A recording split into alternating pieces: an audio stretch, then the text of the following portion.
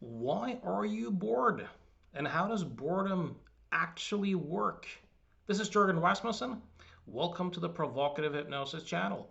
So, when I was a teenager, I used to believe that boredom gave me information about the world out there, that some people were inherently boring, and that some activities were inherently boring, and that if I was bored, it was a signal to do something else or to avoid a particular person. At the time, I was getting into my meditation practice, and I was using the most boring object in the world as a focus point of meditation, the breath.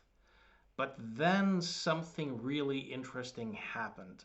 My capacities for concentration grew, and my sensory clarity capacities grew. That ability to make fine distinctions of your own sensory experience. And it was as if I discovered a new world of subjectivity. I was suddenly able to see that what I had labeled the breath had all these different sensations that were fluctuating. Again, it was as if I discovered a whole new world, and I found it so fascinating. And then it hit me. Boredom tells you nothing about a person or an activity per se. It's just a barometer of the quality of your attention in the moment. If you're feeling bored, it's a barometer that tells you that the quality of your attention in the moment is low. That's all it's really about.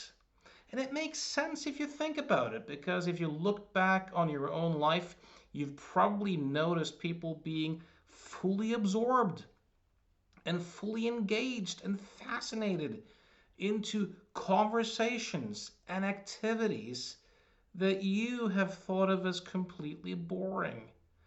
But it's not the activity, whether it's collecting stamps or painting or anything else.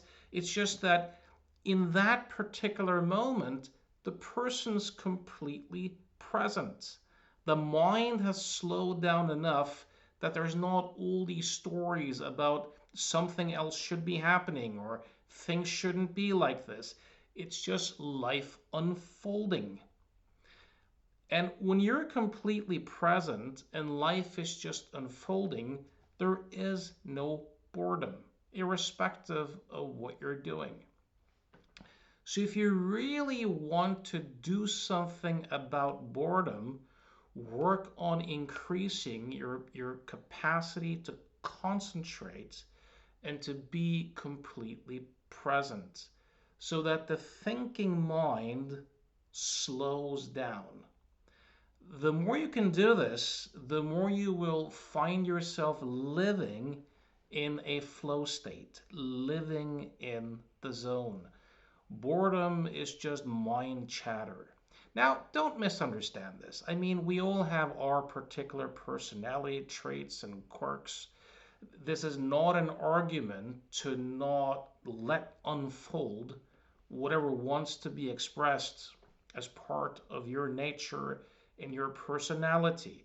It's not an invitation to not engage, in life in a way that you find naturally compelling and meaningful.